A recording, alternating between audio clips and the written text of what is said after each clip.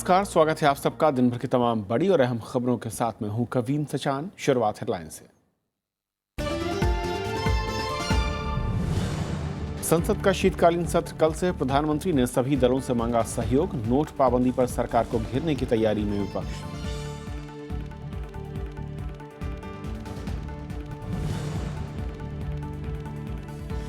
स्याही के निशान से होगी नोट बदलने वालों की पहचान। जनधन खाते में सीमा से ज्यादा नकदी की जांच। भारतीय नोट पर नेपाल ने प्रधानमंत्री से मांगी मदद।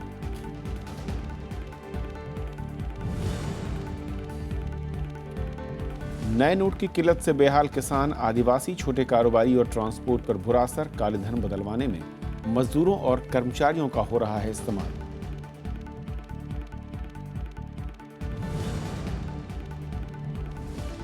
नोट पाबंदी का शेयर बाजार पर असर। 514 अंक टूटकर सेंसेक्स 6 महीने के निचले स्तर पर। डॉलर के मुकाबले रुपए में 57 पैसे की गिरावट।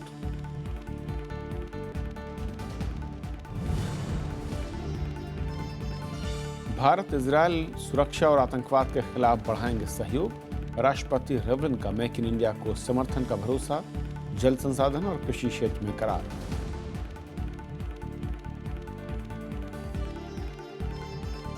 और आइए देखते हैं पहली खबर।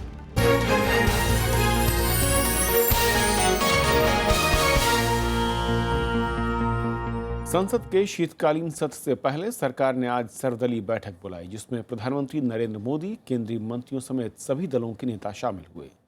सरकार ने संसद की कार्यवाही को सुचारू संचालन के लिए विपक्ष से सहयोग मांगा और सभी मुद्दों पर चर्चा कराने के लिए भी तैयार होने की बात कही। वहीं विपक्ष ने संसद में उठाए जाने वाले मुद्दों के बारे में चर्चा की। सदन में विपक्ष सर्जिकल स्ट्राइक, कश्मीर, दलितों पर अत्याचार के साथ ही विमुद्रीकरण का मुद्दा भी उठाने की बात कर रही है।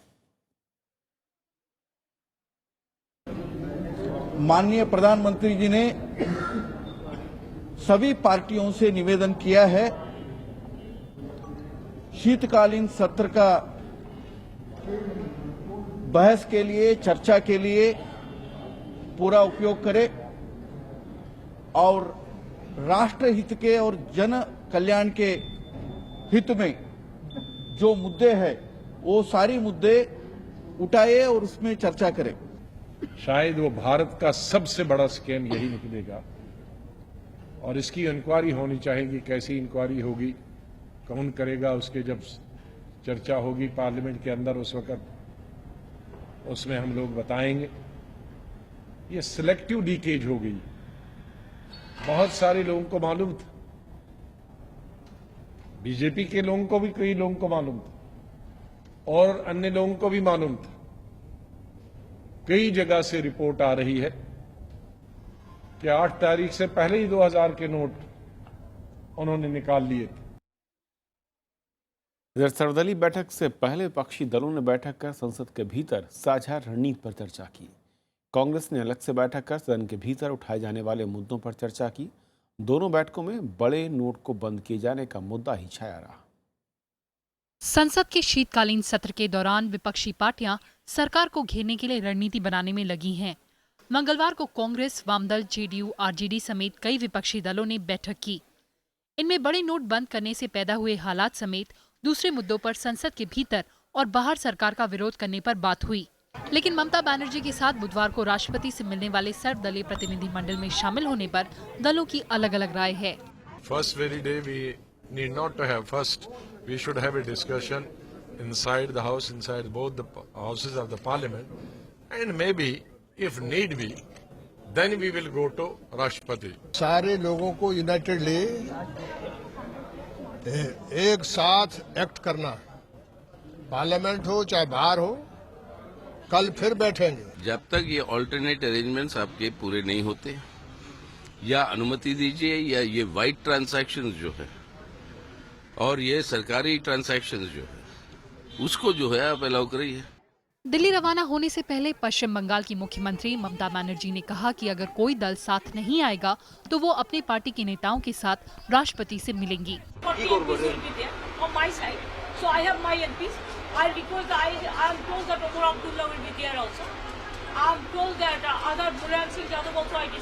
वहीं संसद के भीतर कांग्रेस की रणनीति को लेकर पार्टी की बैठक हुई।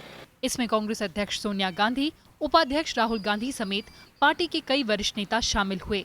कांग्रेस सर्जिकल स्ट्राइक और OROP के मुद्दे पर भी सरकार को सदन में घेरेगी। कांग्रेस ने नोट बदलने पर स्याही लगाने के सरकार के फैसले की आलोचना की और नोटबंदी को बैंकों का NPA खत्म करने की कोशिश बताया। NPAs हैं वो लगभग 6 लाख करोड़ हैं।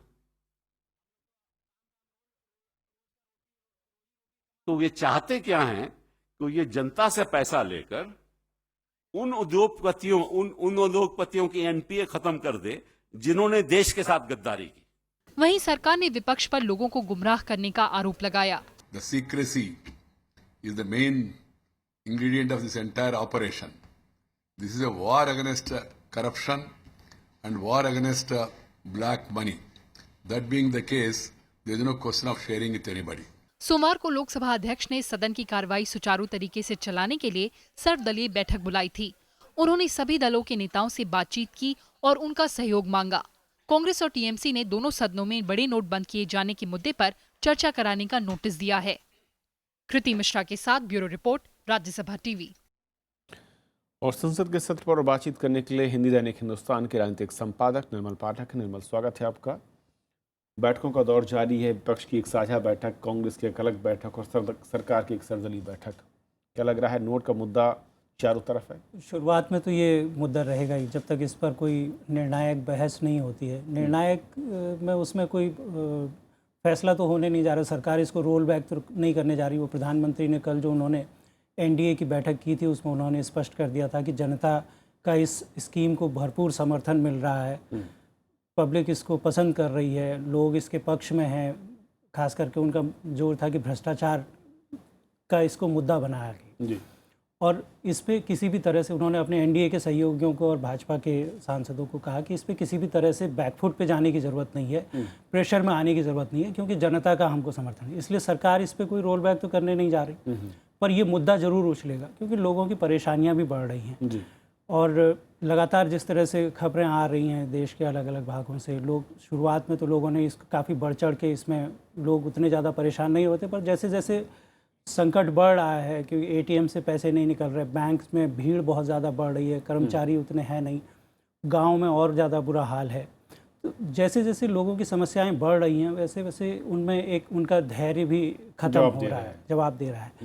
लेकिन सबसे बड़ी दिक्कत ये है कि विपक्ष में इस समय ऐसा कोई भी नेता नहीं है जिसकी विश्वसनीयता इस भ्रष्टाचार के मुद्दे पर इतनी ज़्यादा हो कि वो इसको लोगों को ये कह सके कि नहीं ये फैसला गलत है, ये फैसला सही नहीं है सरकार का, कोई मानेगा नहीं उसको। और क्या फैसला गलत है या सही नहीं है, ये कहना राजनीतिक तौर पर कितना फायदे नुकसान का सौदा भी हो सकता है विपक्ष के लिए? नहीं, वही मैं कह रहा हूँ कि विपक्ष के लिए फ़ायदा, वो अगर कन्विंस कर सकें लोगों को तब फ़ायदा होगा। अगर आप कन्विंस नहीं कर सकते हैं तो लोगों को उसका नुकसान होगा। और कन्विंस करने के लिए आपके पास विश्वसनीयता चाहिए। कोई भी दल, इतने विपक्ष के जितने भी दल हैं, किसी का भी भ्रष्टाचार के मामले पर, एक आप ममता बनर्जी को छोड़ दीजिए और वाम दलों को छोड़ दीजिए, खास करके वाम दलों को आप अगर छोड़ दीजिए तो किसी भी पार्टी का रिकॉर्ड ऐसा नहीं है कि भ्रष्टाचार के मसले पर वो किसी दूसरे पर उंगली उठा सके। उसमें भारतीय जनता पार्टी भी शामिल है। बंगारू लक्ष्मण तो भारतीय जनता पार्टी के ही अध्यक्ष थे जिनको पहली बार किसी अध्यक्ष को घूस लेते हुए देखा गया। लेकिन ये पार्टी बंगारू लक्ष्मण की पार्टी तो रही नहीं। अब पिछले 2-2.5 साल से नरेंद्र मोदी और अमित शाह की पार्टी, और उन्होंने अपनी विश्वसनीयता इस मसले पर कायम रखी है अभी तक कि भ्रष्टाचार के मसले पर कोई उन पर उंगली नहीं उठा सकता। और अभी विपक्ष में, क्योंकि पुराना उनका रिकॉर्ड रहा है, विपक्ष के जो नेता हैं उनके सामने ऐसा कोई भी नेता नहीं, उनके पास ऐसा कोई भी नेता नहीं है जो इसको लीड कर सके, मतलब उसके सामने फेस खड़ा कर सकें, जो काउंटर कर सके, जिसकी बात लोग माने कि नहीं नरेंद्र मोदी जी गलत कह रहे हैं, ये नेता सही कह रहे हैं। ऐसा कोई भी नेता नहीं है। और इन हालात में जब जनता परेशान, इन हालात में मोदी जी ने कल जो उनकी बैठक हुई थी उसमें उन्होंने संकेत दे दिया कि भारतीय जनता पार्टी इस मसले पर आक्रामक रुख रखेगी। विपक्ष कह रहा है कि इस पर चर्चा होनी चाहिए। मेरे ख्याल से भारतीय जनता पार्टी को, सरकार को इस पर चर्चा कराने में कोई दिक्कत भी नहीं होगी, क्योंकि वो इस पे मुझे लगता है कि अच्छी फुटिंग पे हैं। जनता की समस्याओं को लेकर के ठीक बहस होगी, उसमें विपक्ष अपने मसले रखेगा, लेकिन अंततः पड़ला इस समय सरकार का भारी दिखता है। तो जो एकजुटता और ख़ासतौर पर ममता जिस फ्रंट को बनाने की कोशिश कर रही सदन के अंदर तमाम दलों को लेकर, वो कितनी मजबूत, कितनी एकजुट नज़र आ सकती है? देखिए, एकजुटता उसमें होगी धीरे धीरे, पर अभी जो कल ममता बनर्जी ने सारे दलों से कहा, उन्होंने वाम दलों के नेताओं से भी बात की कि इस मसले पर एक होना चाहिए राष्ट्रपति के पास जाने के लिए, लेकिन आज तो उस पर कोई फैसला नहीं हुआ। कल ममता शायद आम आदमी पार्टी के साथ जाएंगी राष्ट्रपति से मिलने, हालांकि शिवसेना ने भी कहा है कि वो भी राष्ट्रपति से मिलेंगे। तो विपक्ष में और क्योंकि ममता का थोड़ा बहुत रिकॉर्ड इसमें, उनकी विश्वसनीयता है भ्रष्टाचार के मामले पर, लोग उन पे कर सकते हैं, लेकिन विपक्ष उनके साथ आने के लिए तैयार नहीं है। इससे ये मतलब निकाला जा सकता है संसद में आप फ्लोर कोऑर्डिनेशन हो सकता है, लेकिन एक बड़े मसले पर उन्होंने ये कह के विपक्ष ने ममता से अपने को अलग कर लिया कि पहले ही दिन वो राष्ट्रपति के पास नहीं जाना चाहते। ममता इसको रोल बैक करने की मांग कर रही हैं और विपक्ष को शायद पता है कि ये रोल बैक नहीं होगा, तो ऐसी मांग लेकर के क्यों राष्ट्रपति के पास जाएं जो होना नहीं है।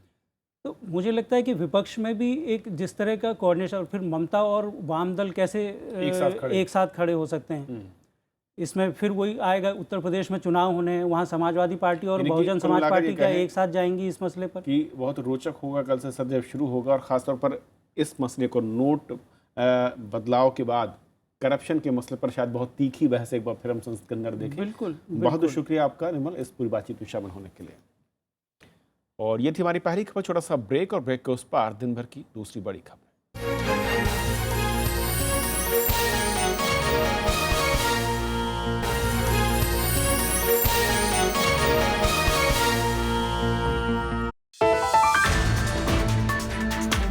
कल से संसद का शीतकालीन सत्र, नोटबंदी समेत कई अहम मुद्दों पर होगी चर्चा। रणनीति बनाने में जुटा विपक्ष। देखिए देश देशांतर में आज रात 8:30 बजे सिर्फ राज्यसभा टीवी पर।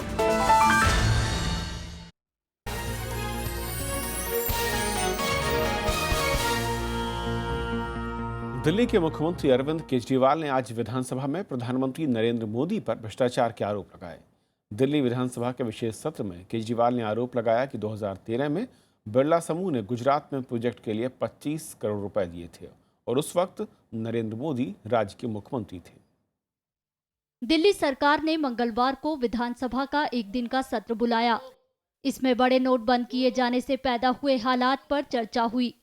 इस मौके पर मुख्यमंत्री अरविंद केजरीवाल ने प्रधानमंत्री नरेंद्र मोदी पर भ्रष्टाचार का आरोप लगाया। आप गरीबों के दुश्मन हैं। जिस तरह से आज गरीबों की मुंह से निवाला छीन लिया। आप कहते हो कड़वी चाय पी रहा है एक गरीब आदमी, आपने काला धन की कड़वी चाय पिलाने के नाम पे उनको जहर पिला दिया। आज केजरीवाल की प्रधानमंत्री पर आरोप लगाने से सदन की कार्यवाही में अवरोध हुआ।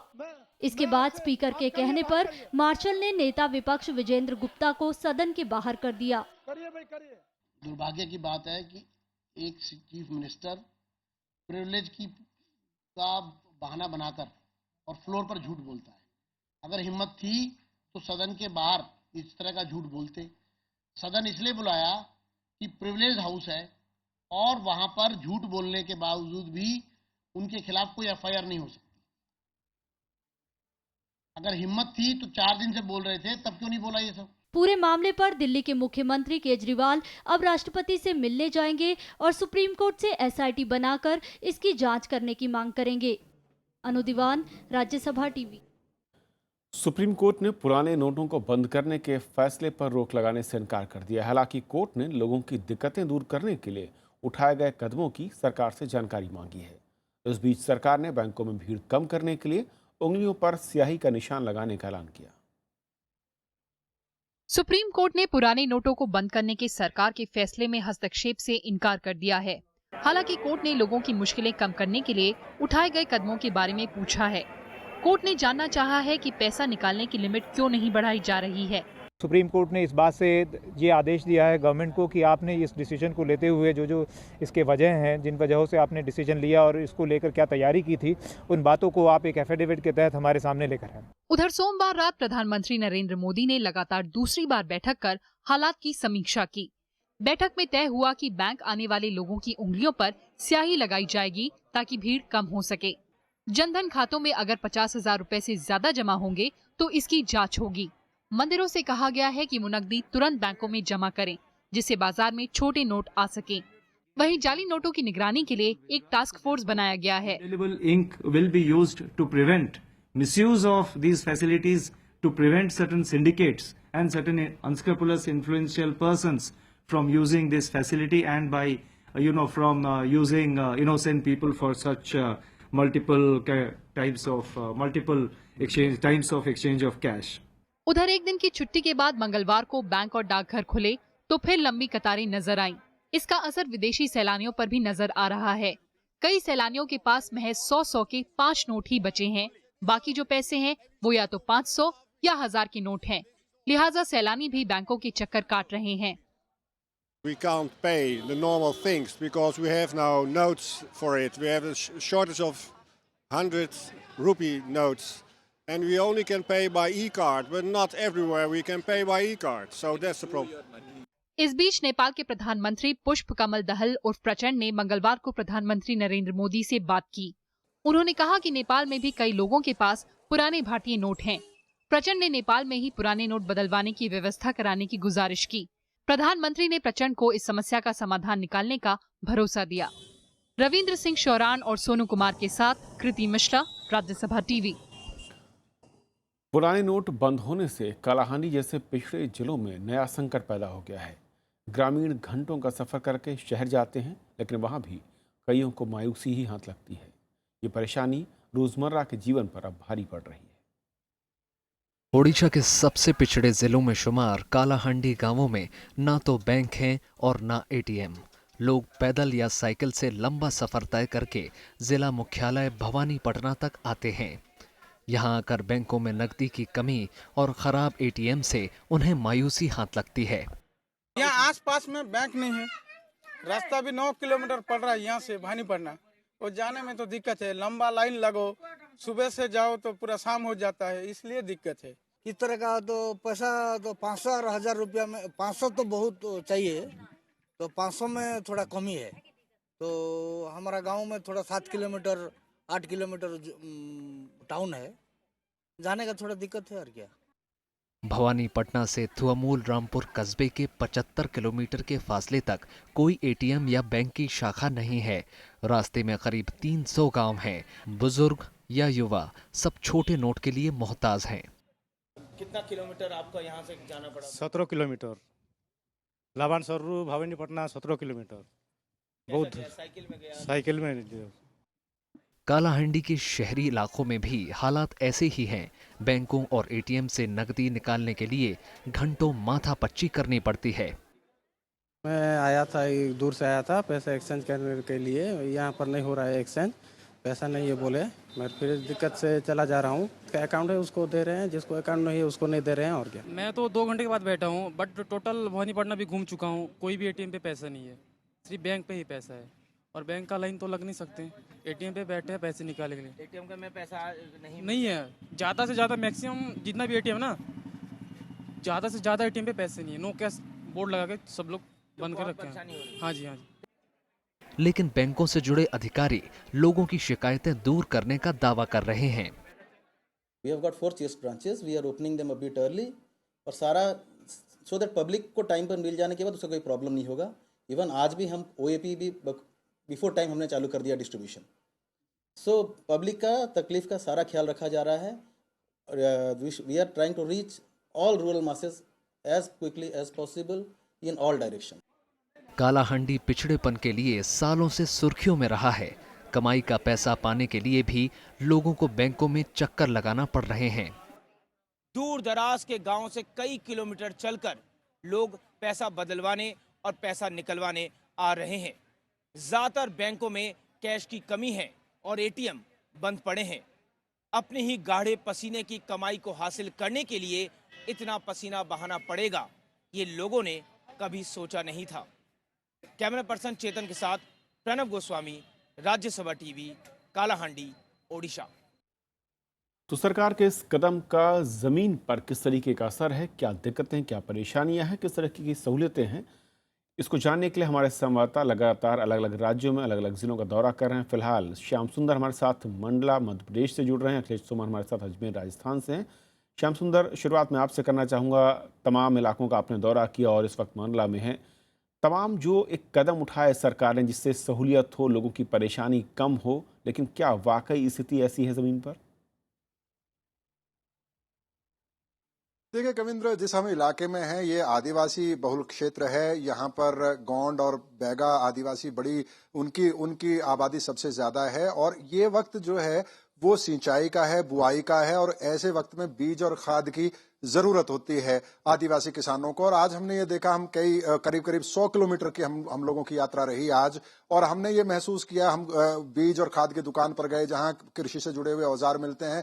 उनका ये कहना है कि पहली बात तो लोगों के पास कैश है नहीं और इनके बचत खाते होते हैं, बहुत छोटे खाते होते हैं, चेक वगैरह उनके पास नहीं होते हैं। और क्योंकि वो दूर दराज के गांवों से आते हैं और उनके पास इतनी जमीन नहीं होती है कि उन पर भरोसा किया जा सके, कि उनको उधार दिया जा सके, इसलिए बिक्री बहुत कम हुई है। उसके बाद हमने बैंकों के जो दूर दराज के इलाकों से आकर जो कस्बों में जो बैंकों में लाइन में लगकर आदिवासी खड़े हुए थे उनसे बात की, तो हैरानी की बात यह थी कि नई मुद्रा के लिए वो लाइन में कम लोग लगे हुए थे। उनको ये बताया गया था कि अभी पहले उनको पैसा जमा करना है। तो बड़ी तादाद में हमारी ऐसे लोगों से मुलाकात हुई जो पैसा जमा करना चाहते हैं। आपको ये भी बता दें कि इस इलाके में, पूरे इलाके में अगर रोजी रोटी की बात करें, साधन की बात करें, तो खेती किसानी है, छोटी खेती किसानी या फिर मजदूरी है। कई लोगों के हमने पासबुक देखे जिनमें 200 रुपया, 250 रुपया, 300 रुपया मजदूरी का जो ट्रांसफर होता है उसको हासिल करने के लिए, जिससे कि वो बुआई कर सकें, उसके लिए उनको संघर्ष करना पड़ रहा है। जी शुक्रिया श्याम वहाँ से आपका। अखिलेश, आप लगातार राजस्थान और उस पूरे इलाके में हैं, किस तरीके से हलचल है और क्या वहाँ पर भी कुछ इसी तरह के हालात हैं? एटीएम में पैसे नहीं हैं या फिर लोग घंटों कतार में खड़े होते हैं और शाम को मायूस होकर वापस अपने घर? निश्चित तौर पे कविंद्र, देखिए कल छुट्टी थी, गुरु नानक जयंती थी, इसलिए राजस्थान के सारे बैंक बंद थे। एक बैंक एक गांव में खुला हुआ था, वो सरकारी बैंक था, लेकिन वो उसका जो चरित्र था वो कोऑपरेटिव तरीके का था, तो वह कोऑपरेटिव बैंक कल खुला था, लेकिन अन्य सारे बैंक बंद थे। और आज हम सुबह 6 बजे से ही देख रहे हैं और थोड़ी देर के लिए करीब 11 बजे एटीएम खुले, बैंक खुले और बैंकों ने पैसा देना शुरू किया। एटीएम करीब 2 घंटे बाद पूरी तरह उसमें से पैसे खत्म हो गए। उसके बाद जो मैंने देखा, राजस्थान के अधिकांश एटीएम बंद हैं, एटीएम पे नहीं पैसा निकल रहा है। जब हमने बैंक मैनेजरों से बात की तो उन्होंने कहा कि या तो हम काउंटर पे पैसा दें या एटीएम के द्वारा पैसा दें। तो काउंटर पे चूंकि लोग एक्सचेंज कराने भी आ रहे हैं और लोग इसलिए भी आ रहे हैं कि उन्हें कुछ जमा करना है, तो दोनों तरह के काम काउंटर पे हो रहे हैं, इसलिए काउंटर पर ज्यादा तरजीह दे रहा है, एटीएम पे कम।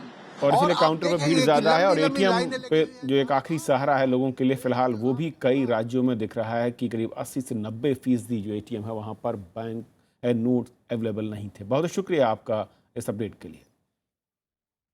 और अब बात शेयर बाजार की, जहां पर गिरावट लगातार जारी है। नोटबंदी के फैसले का असर भी ऐसा लगता है कि इस पर हो रहा है। डॉलर की तुलना में रुपया लगातार कमजोर हुआ है और कमजोरी शेयर बाजार पर भी भारी पड़ रही है। दरअसल $1 की कीमत 57 पैसे की गिरावट के साथ 67 रुपये 82 पैसे तक पहुंच गई। ये रुपये का 5 महीने का निचला स्तर है। शुरुआती कारोबार से घरेलू बाजार पर बिकवाली का दबाव दिखा और सेंसेक्स करीब आज 2% गिरा है और निफ्टी करीब 2.25%।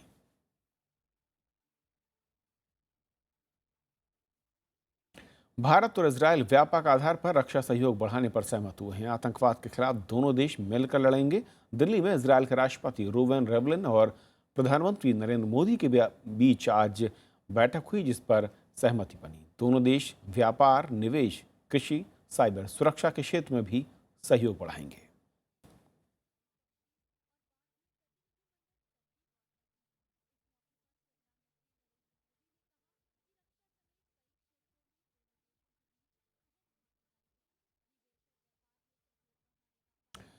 प्रेस क्लब ऑफ इंडिया में आज राज्यसभा टीवी से जुड़े पत्रकार गिरीश निकम को श्रद्धांजलि सभा हुई। बड़ी संख्या में गिरीश निकम के दोस्त, सहकर्मी, पत्रकार और छात्रों ने हिस्सा लिया और उनकी बेबाक पत्रकारिता को याद किया। जाते आते हमारी ओर से उन्हें श्रद्धांजलि।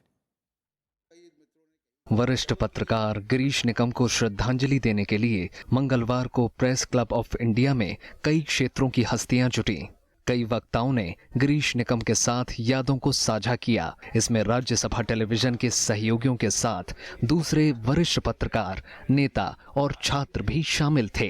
मैं जो कम उम्र के एमपीज थे उसमें थे, और गिरीश भी एक सीरियस पार्लियामेंट कवर करने वाले रिपोर्टर थे, तो शायद जिज्ञासा दोनों में था, वही हम लोगों को नज़दीक लाया। वक्ताओं ने गिरीश निकम के साथ गुजारे वक्त को याद किया और कहा कि मौजूदा दौर में उनका जाना पत्रकारिता के लिए बड़ी क्षति है। सबने माना कि गिरीश निकम निष्पक्ष पत्रकारिता के बड़े चेहरे थे और शुरुआती दिनों से ही जनता के मुद्दों को उठाना उनकी प्राथमिकता में शुमार था। One day Mother Teresa had come to Mysore, so she had a brief function and then she left. So Girish tracked her down, and Mother Teresa had said that I don't want to meet the media for some reason. So Girish went as said as a social worker and interviewed her, talked to her. मेरा अपना अनुभव यह है कि ये समझना बड़ा मुश्किल था कि वो रिबेल कहाँ तक है, ऑटोक्रेट कहाँ तक है और डेमोक्रेट कहाँ तक है। एक ही आदमी में सब कुछ था और उसकी सीमा कहाँ खत्म होती है, कहाँ शुरू होती है। गिरीश निकम राज्यसभा टेलीविजन से जुड़े थे और उनका चर्चित कार्यक्रम द बिग पिक्चर दर्शकों में काफी लोकप्रिय था। 7 नवंबर को दिल्ली में दिल का दौरा पड़ने से उनका निधन हो गया था। सोनू कुमार, राज्यसभा टीवी।